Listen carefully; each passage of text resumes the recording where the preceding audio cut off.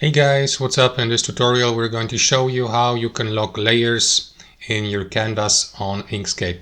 For example, to block any further edits or changes to the given layer. So let us get started. So guys, you will need to navigate to your document on Inkscape, click into the Layers and Objects tab here to the right. If you don't see the sidebar, enable it by clicking into this handle here.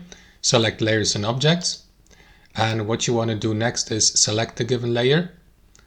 By hovering your mouse over it, and you will see these options here to the right with that lock icon to the very right. So if you click into it, the given layer will be locked. And now, as you can see, I can't do anything with that layer here.